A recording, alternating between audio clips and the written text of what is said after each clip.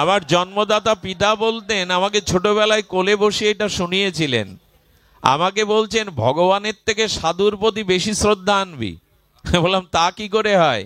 বললো গুরুতে সাধুতে ভগবানের থেকে অধিক শ্রদ্ধা প্রকটে করবি। বলে কেন? বললো ভগবান যা দিতে পারে না সাধু তা দিতে পারে। ঘটনাটা এখনো আমার মনে আছে। দেখুন, দেবর্ষিবাদ নারদ যাচ্ছেন, একটু ধ্যান দিয়ে শান্ত হয়ে শুনুন। দেবর্ষিবাদ নারদ যেতে যেতে তিনি ক্লান্ত শ্রান্ত হওয়ার কারণে এক মায়ের গৃহে ঢুকেছেন। তুলসী আছে, আর সেই ভক্তিমতী মনে করে বললেন, মা এক গ্লাস জল আমাকে দাও তৃষ্ণার। মাটি জল আনার পরে দেখছেন ওনার মুখটা ম্লান, অর্থাৎ কি যেন দুঃখ ভারাক্রান্ত হৃদয়ে মুখ ভারী করে আছে। বললো কি মা, তোমার অভাব কি? তুমি এভাবে মন মলিন করে কেন আছো? ব্যথাটা আমায় খুলে বলো। বললো আপনি দেবর্ষিবাদ নারদ? বলে হ্যাঁ মা। বলে একটু ভগবানের কাছে চাইবেন তো, জানাবেন তো আমার জীবনে সন্তান নাই, যদি একটি সন্তান গোবিন্দ বা আপনার কৃপায় আমাকে ভগবান দেন। তো উনি বললেন, মা আমি গোবিন্দের কাছ থেকে জেনে এসে তোমায় কালই জানাবো, ভগবানকে নিবেদন করব তোমার জন্য, যাতে তুমি একটা সন্তান লাভ করতে পারো। দেবর্ষিবাদ নারদ যখন ভগবানের বৈকুণ্ঠে গিয়ে বললেন, প্রভু একটা অনুরোধ, একটা নিবেদন, আপনি এই মাকে একটু সন্তান কৃপা করে দান করুন। ভগবান তখন একটু ভাবনা দিয়ে বললেন, নারদ ওর প্রারব্ধে মা ডাকটা এই জন্মেও শুনতে পাবে না। মা ডাক ওর ভাগ্যে এই জন্মে নেই, ওর প্রারব্ধে নেই, তাকে জানিয়ে দাও, তোমার আশাই থাকবে। নারদ জানানোর পরে আর কোনো আশা থাকে কি ওই মায়ের? বলে ভগবান বলে দিয়েছেন, মা তোমার প্রারব্ধে জন্মে মাতৃ ডাক, মায়ের মা ডাক শোনার ভাগ্য তোমার নাই। আশা ছেড়েই দিয়েছেন। এর 1 বছর পরে এক জটাজুটো সাধু চলেছেন ওই মায়ের বাড়ির পাশ দিয়ে, আর বলছেন, এক রুটি দেগা তো এক লেড়কা হোগা, 2 রুটি দেগা তো 2 লেড়কা হোগা, মানে একটা রুটি দিলে তোমার একটা সন্তান হবে। তো ওই মা তখন হাসছেন, আমার তো আর এই ভাগ্য নেই, তবু সাধু একটা রুটি চাইছে, সন্তান না হোক একটা রুটি তো তাকে দিতে পারি। সরল হৃদয় ছিল।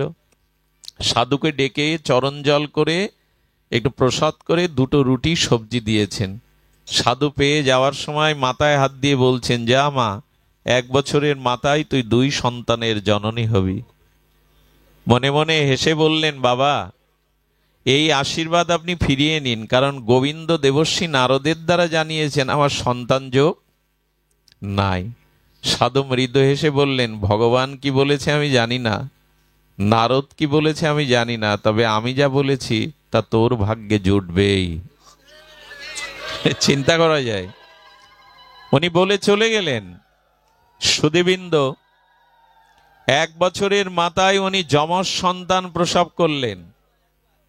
যমজ সন্তান প্রসব করে ছেলেরা যখন কৌমার অবস্থা ত্যাগ করে পৌগণ্ড লীলায় এসেছেন, তারা হাসছেন, খেলছেন, তারা আঙিনাতে খেলা করছেন, লুকোচুরি খেলা করছেন। নারদ যেতে যেতে অনেক বছর পর মনে করেছে মা দুঃখী, মাকে একটু হরিকথা শুনিয়ে যায় যাতে সান্ত্বনা পায়।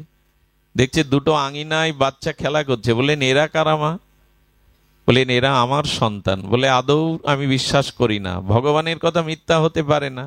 বলে, আমারও তো তাই প্রশ্ন, আপনি ভগবানের নামে মিথ্যাটা কেন বলে গেলেন আমার কাছে, যে ভগবানই বলেছেন তোমার সন্তান যোগ নাই? নারদ বলছে, মা তোমার উত্তর দেওয়ার আগে আমি একজনের কাছে উত্তর নিয়ে আসি। উনি ছুটে বৈকুণ্ঠে চলে গেছেন, ওনার গতাগতি ত্রিলোকে সবখানে। বলেন, আচ্ছা ভগবান তোমার নাম সত্য সুন্দর কে রেখেছিল? সত্যম শিবম সুন্দরম বলে তোমায়, সচ্চিদ আনন্দময়। গোবিন্দ তখন হেসে বললেন, আমার নাম একটাও আমি রাখিনি, সব ভক্তরাই রেখেছে। বলেন, আজ থেকে তাহলে আমি আর একটা নাম তোমার রাখছি, তুমি মিথ্যাবাদী। আরে তুমি মিথ্যা বলবে বলো, আমার দ্বারা কেন ওই মাকে মিথ্যা শোনালে? তুমি আমাকে কেন ওই মায়ের কাছে ছোট করলে, মিথ্যাবাদী করলে? মিথ্যা তুমি বলতে পারো, আমি একটা নাম দিলাম তোমার মিথ্যাবাদী। কেন, কি হয়েছে বলবে তো? নারদ বলে, তুমি বললে ওর সন্তান যোগ নয়, মা ডাক শুনতে পাবে না, 2টো সন্তান আঙিনায় খেলছে, তারা পৌগণ্ড বয়সে উপনীত হয়েছে, তোমার এই মিথ্যাটা আমাকে দিয়ে বল। নারদের সংশয় দূর করবার জন্য, সাধুর মহিমা জগতে প্রকাশ করবার জন্য গোবিন্দ বললেন, নারদ আজ 2 দিন ধরে আমার ভিতরে একটা জিনিস খেতে ইচ্ছা করছে, আমি উত্তরটা পরে দিচ্ছি, তুমি আগে আমার এই ইচ্ছাটা পূর্ণ করো। কি ইচ্ছা? বলে নরম মাংস খেতে খুব স্বাদ হয়েছে। বলে না না, বললেন আমার ইচ্ছা হয়েছে, তুমি বিশ্বাস করো, আমি নরম মাংস চাই। সুধীবৃন্দ ছুরি দিলেন আর বড় একটা থালা পাত্র দিলেন। উনি 7 দিন ধরে খুঁজে, বললেন সময় 7 দিন, কেউ দেয়, কেউ বিশ্বাস করে যে গোবিন্দ নরম মাংস খাবে? ফিরে গিয়ে বললেন কি আজগবি প্রস্তাবনা করছো? আরে জগতে দেবতারা ঋষিরা কেউ বিশ্বাসই করলো না যে তুমি নরমাংস খেতে পারো, এই থালায় অস্ত্র নাও, আমার দ্বারা সম্ভব না। বললেন একজন দেবে, তুমি তার কাছে যাওনি। যে সাধু ওই মাকে আশীর্বাদ করেছিল না, সে গাছতলায় বসে বসে নিরন্তর ভগবানের চরণ চিন্তায় মগ্ন। বললেন না ওই সাধু, বললেন ওনার কাছে যাও। ওনার কাছে গিয়ে যেই বলেছেন যে ভগবান নরমাংস খেতে চেয়েছেন, তখন তাড়াতাড়ি ধ্যান থেকে উঠে ছুরি নিয়ে বলছেন আচ্ছা বলো তো কোন জায়গার মাংস চেয়েছেন?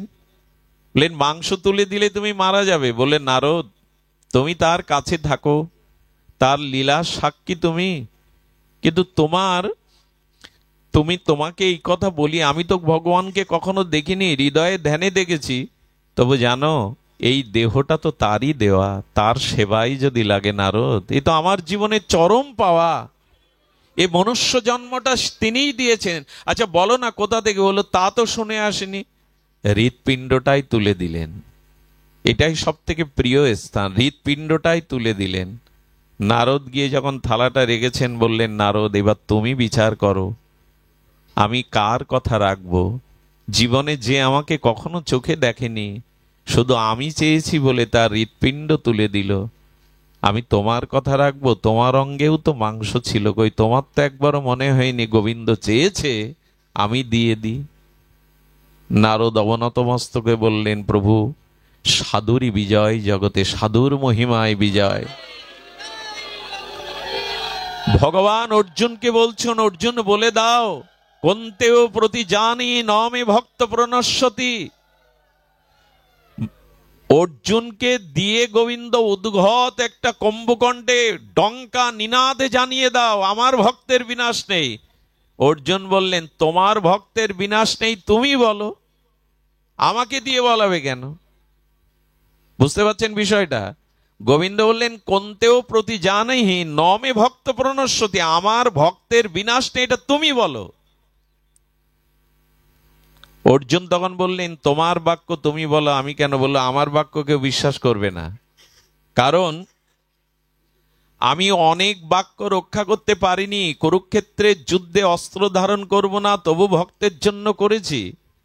এই জন্য আমার কথা কেউ সংশয় করতেও পারে, কিন্তু ভক্তের বাক্য, আমার বাক্য আমি লঙ্ঘন করলেও ভক্তের বাক্য আমি লঙ্ঘন হতে দেই না, সাধুর বাক্য আমি লঙ্ঘন হতে দেই না, আমি সাধুর বাক্য সর্বদা রক্ষা করি। এই জন্য দয়া করে অপ্রকট ভগবানের থেকে প্রকট গুরু সাধুতে যদি আপনার শ্রদ্ধা হয়, জানবেন আপনি ভক্তি পেয়ে গেলেন, দ্বিতীয় মাইলস্টোন পেয়ে গেলেন, পথে উঠে গেলেন। এই জন্য কখনো কোনো শুদ্ধ ভক্ত দেখে, বৈষ্ণব দেখে তিরস্কার করবেন না। কারো বৈকুণ্ঠের চিহ্ন মালা তিলক দেখে, কোনো সাধু দেখে চোখের অঙ্গভঙ্গিমায় উপহাস করবেন না, এটির পরিণাম অনেক ভয়াবহ। কোন শুদ্ধ আত্মাকে কে কোন বেশে আছে আমাদের জানা নাই। আমি একটু বলি, ভগবত চরণে কোটি অপরাধ করুন ক্ষমা হবে, কিন্তু সাধুগুরু চরণে যদি ক্ষুদ্র অপরাধ হয় আপনি সেভার বইতে পারবেন না।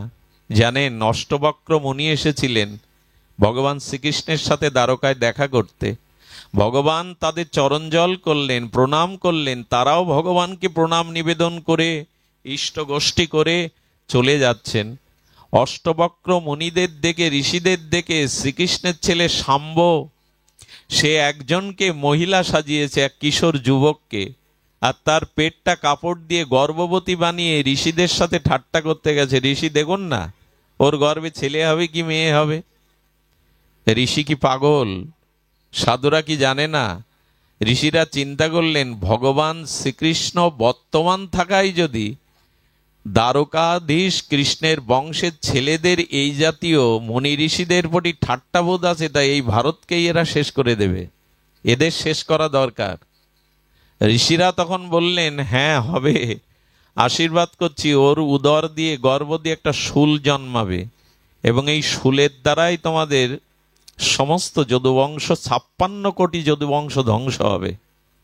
দয়া করে এই শুল জন্মালো।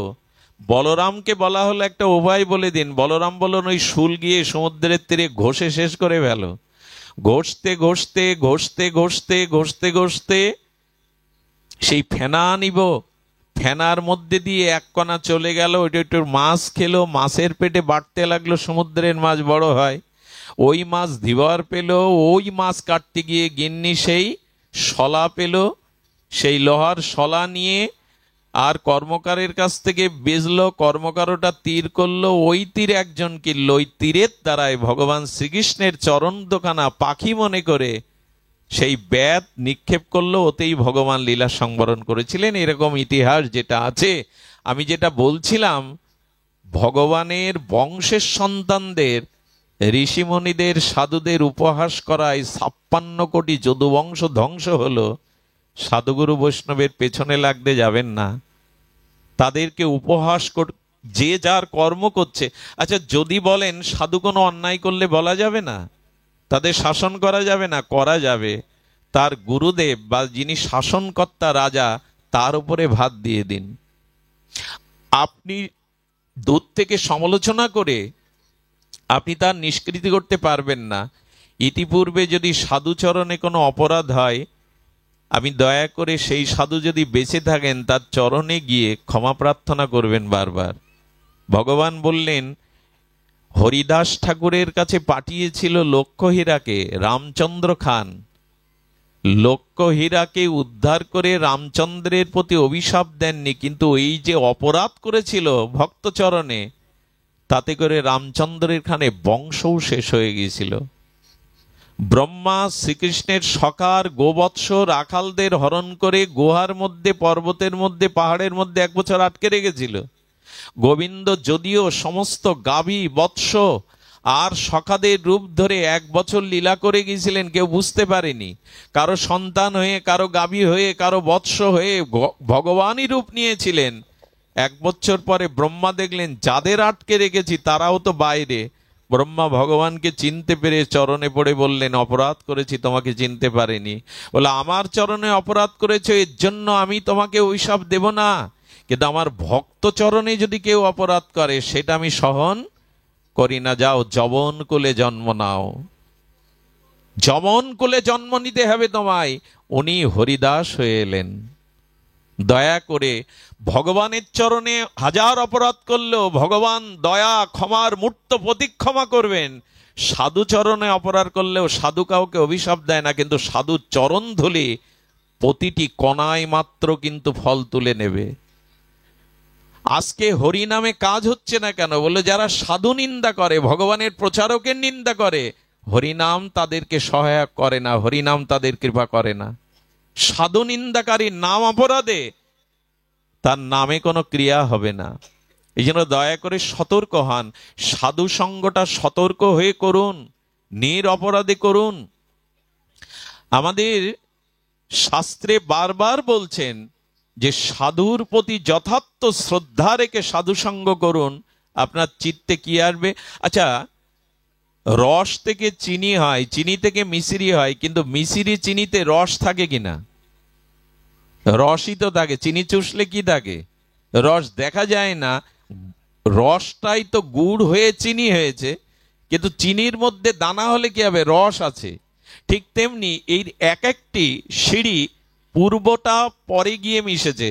প্রথমে শ্রদ্ধা এলো, তারপরে কি এলো? সাধু সঙ্গ এলো। এই শ্রদ্ধাটা কিন্তু নষ্ট হলো না, সাধু সঙ্গে শ্রদ্ধাটা আরো অধিক বেড়ে গেল। আর এই সাধু সঙ্গ যখনই হলো, তখন আরেকটি মাইলস্টোন সামনে এলো, সেটা হলো ভজন ক্রিয়া। এটি বলেই পাঠ রাখবো, কি এলো? ভজন ক্রিয়া। অর্থাৎ আপনি সাধু সঙ্গ ঠিক ঠিক করছেন কিনা, আর একটা মাইলস্টোন দেখা দেবে, আপনার জীবনে পরিবর্তন আসবে, স্বভাবের পরিবর্তন, আপনার জীবনে ভজন চলে আসবে। যদি সাধু সঙ্গ করেও হরিনামে রুচি না আসে, স্বভাব পরিবর্তন না হয়, আপনার ভজনে যদি অগ্রগতি না হয়, জানবেন সাধুসঙ্গ এখনো আপনার হয়নি। সাধুসঙ্গ হলো তো ভজন আপনার জীবনে এলো। যে ভজন আমি করতাম না, যে ভজন অঙ্গ আমার অনুশীলন ছিল না, ওই ভজন আপনার আসবেই।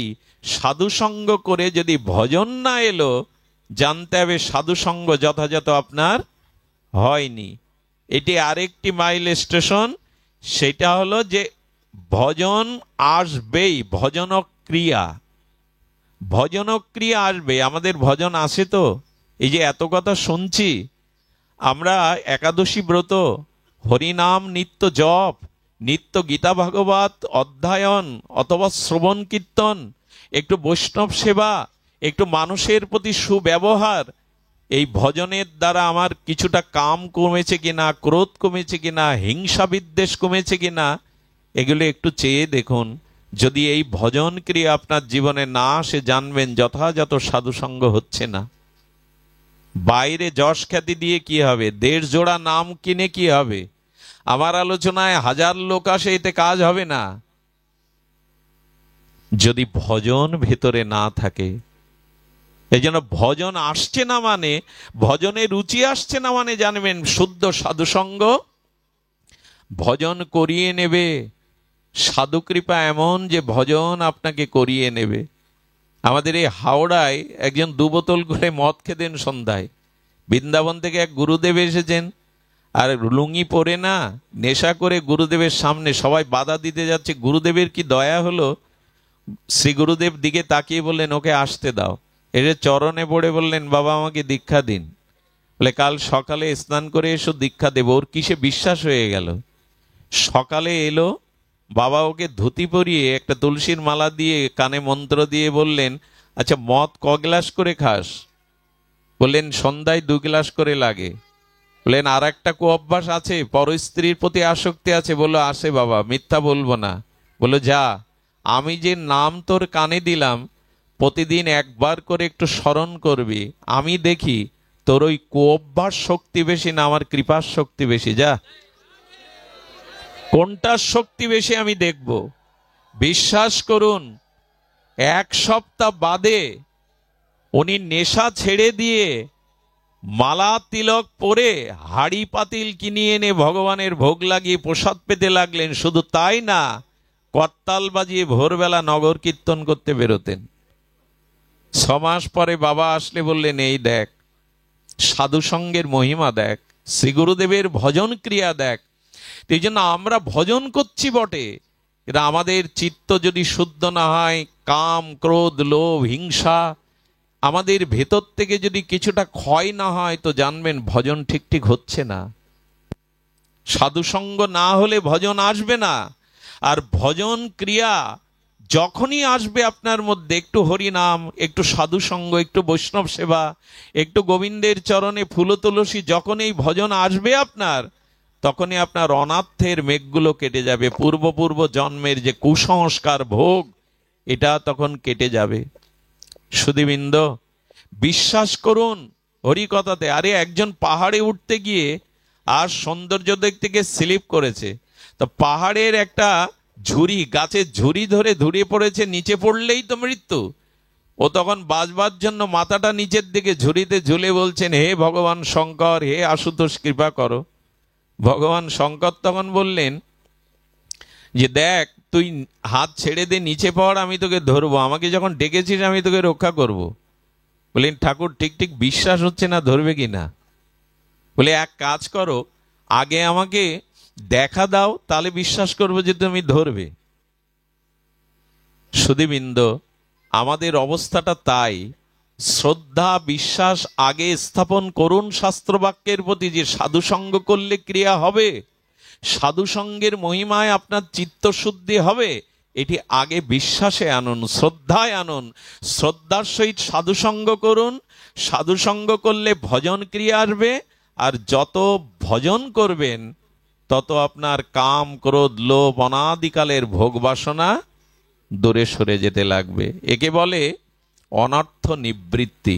অনর্থগুলো যা বাধা দিচ্ছে ভগবৎ পথে, এই অনর্থগুলো নিবৃত্তি হয়ে যাবে। সুধীবৃন্দ, অনাত্মনিবৃত্তি হয়, গুরু সেবা, বৈষ্ণব সেবা, ভগবত সেবা করলে এটা হয়। মনে পড়ে রামানুজাচার্যজি, এই শ্রী রামানুজাচার্য, ইনি এই যে ভক্তির মহিমা, উনি একবার যেতে যেতে, কর্ণাটকে যেতে যেতে এক গরিব ভিখারির, একরকম ভিখারি ভিক্ষা করে খায়, সেই শিষ্যর বাড়ি গেলেন।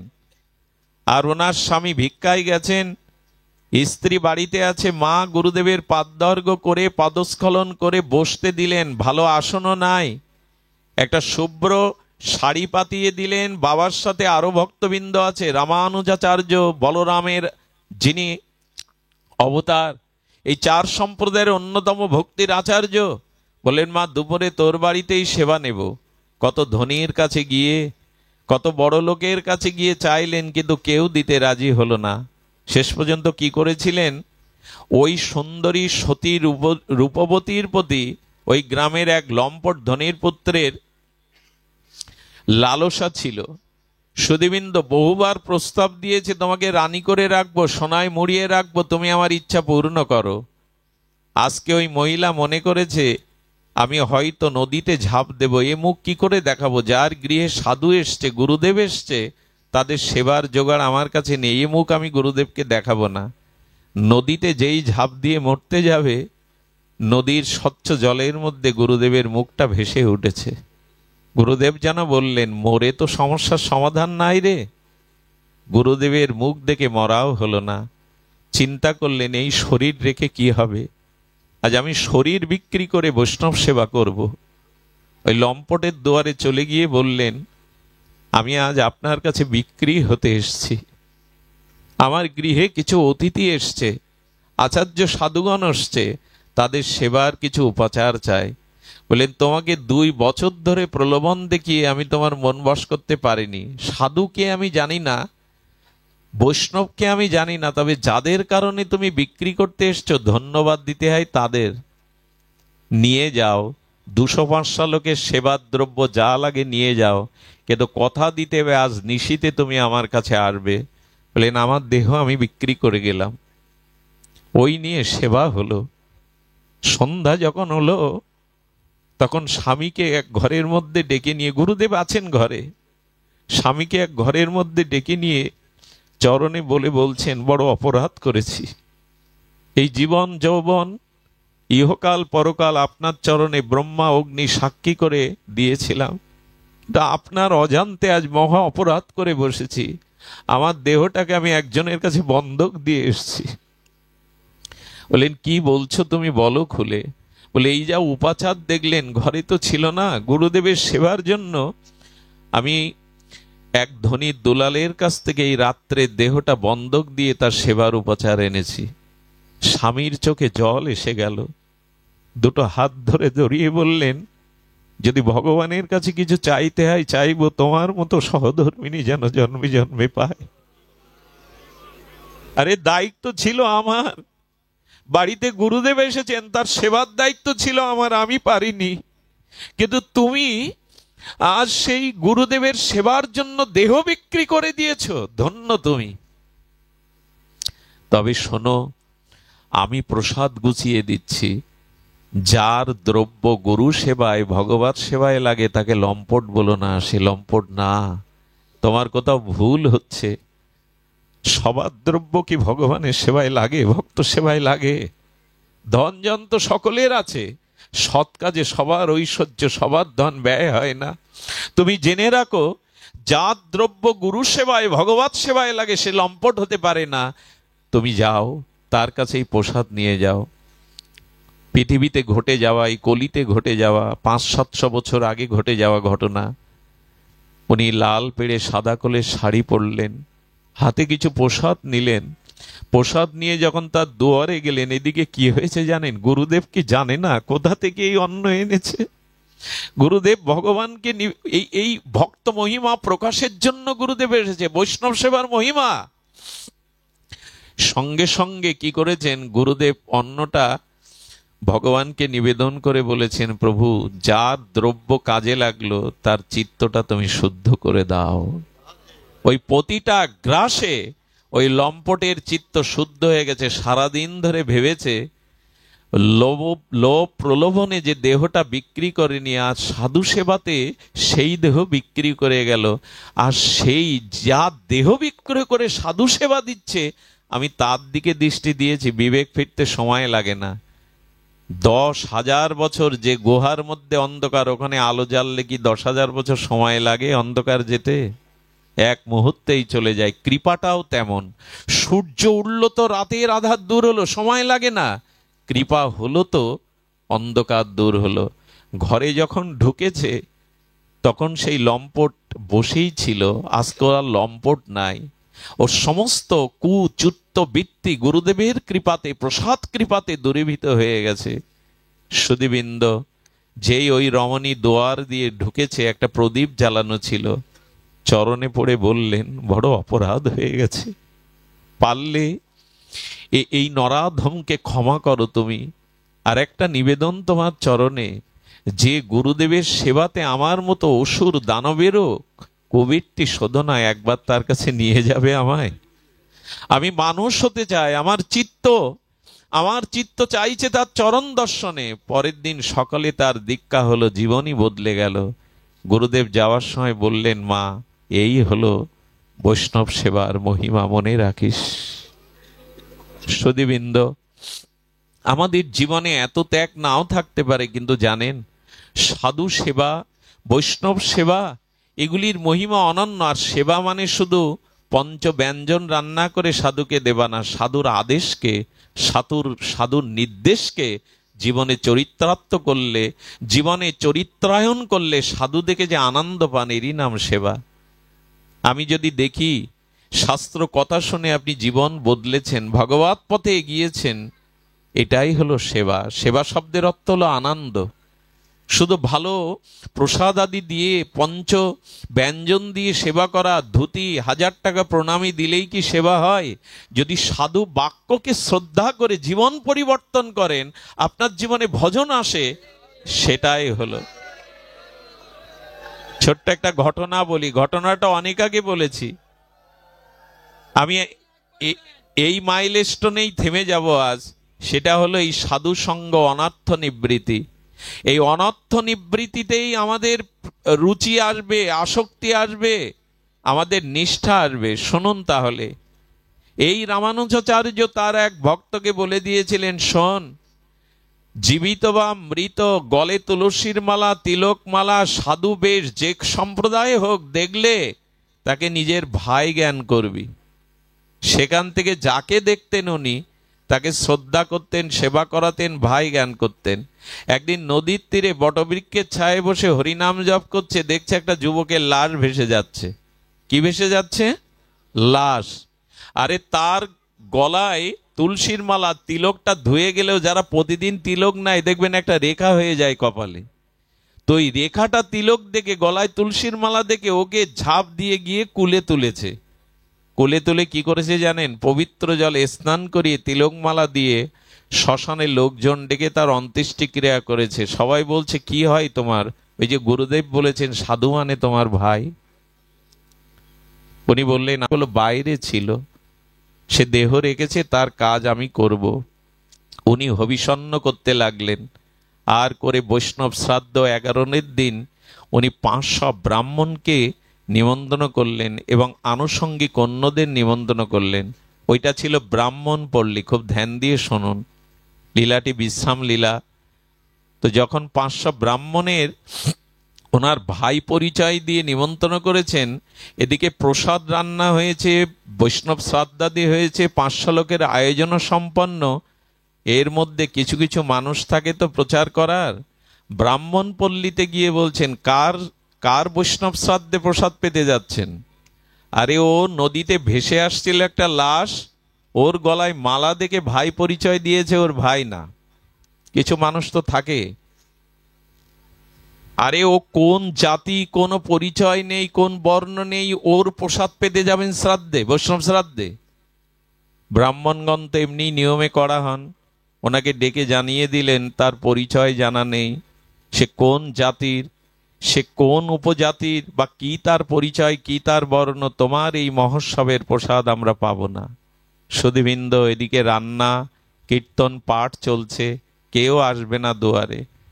উনি গুরুদেবের চরণে গিয়ে পড়লেন, রামানুজাচার্যের গুরুদেবের চরণে পড়ে বললেন, প্রভু কৃপা করুন, আপনি আর আপনার আদেশেই আমি সাধুগুরু বৈষ্ণবকে ভাই মনে করে এই কর্ম করতে গিয়ে কেউ আমার গৃহে আসবে না। গুরুদেব মাথায় হাত দিয়ে চোখ বন্ধ করে কি বললেন জানেন? চোখ বন্ধ করে বলদেবকে স্মরণ করলেন, ভগবানকে। কি একটা উনি আদেশ পেয়ে বললেন, যা 500 না, তোর গৃহে 1000 বৈষ্ণব 1000 ব্রাহ্মণ সেবা নিতে যাবে, যা। সামাত্য সদ্গুরু রামানুজাচার্য বলে দিলেন, যা। সুধীবৃন্দ, কি ঘটলো জানেন? আমি গল্প শোনাইনি, কি ঘটলো জানেন? বৈকুণ্ঠে স্বয়ং ভগবান, বৈকুণ্ঠের যে পার্ষদগণ ছিলেন, 4 ভুজা পার্ষদ, তাদের বললেন ব্রাহ্মণ বেশে গিয়ে ওর বাড়িতে সেবা নিয়ে এসো বৈকুণ্ঠ হতে। ভাবা যায় বৈষ্ণব সেবার মহিমা, সাধু ভক্তির মহিমা। ওরা কি করেছে? আকাশ মার্গে থেকে এসে ওইভাবে 4 হাত দেখলে তো কেউ মেনে নেওয়া, ওরা বৈকুণ্ঠের পরিকর।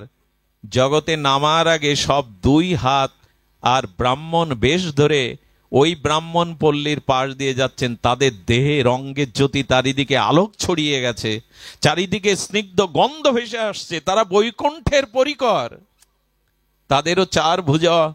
এই দিব্য দেখে ব্রাহ্মণগণ বলছেন, আরে এরা কারা? এরকম রূপ, এরকম তেজ, এরা কারা? বলে, যারাই হোক, আমাদের অপমান করে অন্য জায়গা থেকে সে সেবা নেবে, আমরা ছেড়ে দেব?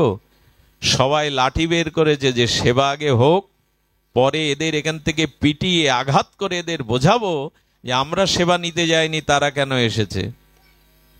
ওদের দেখিয়ে দেখিয়ে এসে, আর যখন 1000 বৈষ্ণব সাধু ব্রাহ্মণ দেখেছে, তখন ওনার মনে আনন্দ, কিন্তু বললেন, আমার তো 500 আয়োজন। সেই পরিকর করুন, বললেন, বাবা তোমার চিন্তা নেই, 500 না, 5000 আসলেও তোমার এই প্রসাদে হয়ে যাবে। তাদের দেখে শ্রদ্ধা হলো, তাদের দেখে মনে হলো এরা সাধারণ না। কেউ পরিবেশন করছেন, কেউ হরিধ্বনি দিচ্ছেন, কেউ জয়ধ্বনি দিচ্ছেন, সবাই বসেছে। আর সেই প্রসাদ ওদের হস্ত স্পর্শ করে বৈকুণ্ঠের প্রসাদী হয়ে গিয়ে পরমানন্দে পাচ্ছেন, আর জয়ধ্বনিতে মুখরিত হয়ে গেছে চারিদিকে, হরিধ্বনিতে মুখরিত হয়ে গেছে চারিদিকে। যে ব্রাহ্মণরা, লক্ষ্য করুন, যে ব্রাহ্মণরা লাঠি নিয়ে দাঁড়িয়েছিল, তারা এই অবাক কাণ্ড দেখছে। কারা এরা? সুধীবৃন্দ, যখন প্রসাদ নিয়ে চলে যাবে, ওরা লাঠি নিয়ে প্রস্তুত হয়ে আছে। ওদের সামনে এসে কি করলো জানেন? সেই চতুর্ভুজ রূপে ওরা আকাশ মার্গে উড়ে যেতে লাগলো। আর এই চতুর্ভুজ দেখে, এরা তো পণ্ডিত ব্রাহ্মণ, এরা জানে কারা। ওদের চোখে জল ভরে গেছে। আজ বৈকুণ্ঠ থেকে বৈকুণ্ঠ দূত এসেছে সেবা নিতে। নিজেদের অপরাধ চিন্তা করে লাঠি ফেলে দিয়ে আশ্রমে গিয়ে বাবার চরণে পড়ল, বাবা ক্ষমা করে দাও, তোমার মতো সাধু পাশে বাস করছে, অথচ চিনতে পারিনি বাবা, ওরা বৈকুণ্ঠের পরিকর এসেছিল নারায়ণের। আজ আমাদেরকে তুমি কৃপা করো, তুমি ক্ষমা না করলে, তুমি কৃপা না করলে আজ বৈকুণ্ঠের অধীশ্বর ভগবান ক্ষমা করবে না। আনুগত হয়ে গেল এই সাধুর। আমি বলি কি, একটু সাধু সঙ্গ করুন, সাধু বৈষ্ণব সেবা। আর আমি সেবা মানে বারবার বলছি, শুধু পঞ্চব্যঞ্জন দিয়ে, টাকা দিয়ে, দক্ষিণা দিয়ে নয়, সাধুর আদেশকে, সাধুর বাক্যকে জীবনে প্রতিপালন করুন, চরিত্রায়ন করুন। এই যে সেবা, এই সেবার মধ্যে দিয়ে আপনার জীবনের অনর্থ, অনন্ত জন্মের পাপ প্রবৃত্তি, অনর্থ যা ভজনের পথে বাধা, সেই অশুদ্ধতা কেটে যাবে। এছাড়া যাওয়ার আর কোনো উপায় নেই। সাধু সঙ্গ বৈষ্ণব সেবাতে যাবে।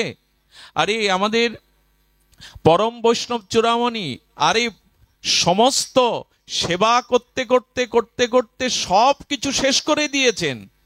যা ছিল জমি জমা সম্পত্তি সব শেষ করে দিয়েছেন। আজ বৈষ্ণব সেবা নিত্য দেওয়ার মতো কিছু নেই। ভক্তমাল চরিত্রে বলছেন, বলে ডাকাতি করেও যদি বৈষ্ণব সেবা দিতে হয় তাও দেব। জঙ্গলের মধ্যে দাঁড়িয়েছে, যে যাবে ওইটা হরণ করে লুট করে সেবা দেব। বলেন এটা আবার কেমন যুক্তি শেখাচ্ছ? বলি এত সাধু সেবা দেওয়ার মহিমা বৈষ্ণব সেবার দাঁড়িয়েছে। গোবিন্দ, দ্বারকাধীশ গোবিন্দের চোখ ছলছল করছে। রুক্মিণী দেবী বলছে, প্রভু ভক্ত লীলা ছাড়া তো তোমার চোখে জল আসে না। বলে দেখো, একটু দৃষ্টি দাও। আমার ভক্ত বৈষ্ণব সেবা গুরুদেবের আজ্ঞায় এমন করছে যে যা ছিল সব বিক্রি করে দিয়ে আজকে কিছু নেই বলে লুট করবার জন্য দাঁড়িয়েছে। বলে উপায় করো। বললো উপায় তোমাকে করতে হবে, চলো এক জায়গায় যাই, তুমি ভালো সেজে গুজে নাও, অলংকার পরে নাও। রথে করে রুক্মিণী দেবীকে অলংকার পরিয়ে গোবিন্দে হাতে অনেকের হীরার আংটি স্বর্ণ আংটি পরে দিব্য সেই বৈকুণ্ঠেশ্বর ভগবান নেমে আসছেন ওই পথ দিয়ে। রথ দিয়ে নেমে আসলে বললেন কি ভাগ্য আমার, এই যাকে দেখছি সমস্ত অঙ্গে রানী নিয়ে আসছেন রাজা, অস্ত্র নিয়ে সামনে দাঁড় করিয়ে আপনাদের কি বলবো, এক এক করে রুক্মিণী দেবীর দিকে তাকিয়ে বলছে সব খুলে দিন আমার কাছে। ভগবান বৈষ্ণব সেবাকে সহায়তা করবার জন্য রুক্মিণী দেবীকে সাজিয়ে এনেছেন। রুক্মিণী দেবী রহস্য বুঝতে পারছেন না, গোবিন্দ কিছু বলে না কেন। আর এই যার চোখের ইশারায় জগৎ প্রলয় হয়, সুধীবৃন্দ সব খুলে নেওয়ার পরে কিছু দূর ছুটে গিয়ে আবার ছুটে এসে গোবিন্দের হাতে বলছেন এই আংটিটা অনেক মূল্য, এটা হলেও আরো 3 মাস সেবা হবে, দাও এটা খুলে দাও। সুধীবৃন্দ ওইটা খুলে নিয়ে গিয়ে বৈষ্ণব সেবা করাচ্ছেন।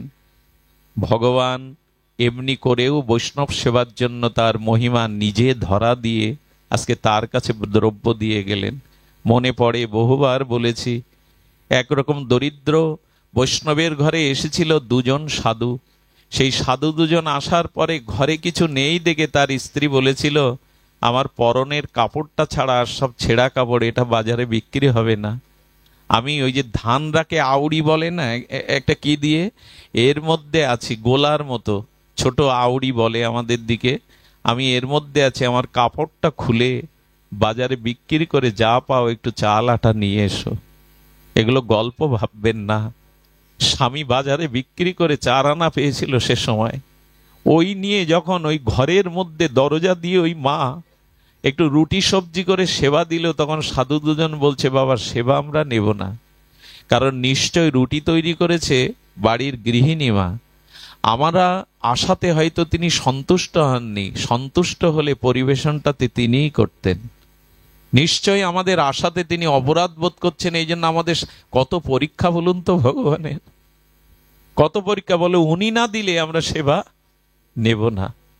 সাধু কাঁদতে কাঁদতে স্ত্রীর হাত ধরে বললেন কি করবে বলো, এত পরীক্ষা ভগবান নেয় কারো? আরে তুমি না পরিবেশন করলে ওরা সেবা নেবে না। হা গোবিন্দ বলে জল ছেড়ে দিয়ে বললেন তোমার যদি ইচ্ছা থাকে তো আমি এই অবস্থায় যাব, তোমার যদি ইচ্ছা থাকে। গোবিন্দ সেদিন দ্রৌপদীর মতো বস্ত্র অবতার হয়ে ওই মা রঙ্গকে বেড়ি দিয়ে ঘিরে দিলেন। স্বয়ং ভগবান বস্ত্র অবতার হয়ে এসে মায়ের অঙ্গকে ঘিরে দিয়ে দিলেন। সেই মায়ের সেবা নিয়ে তারা ধন্য হলো।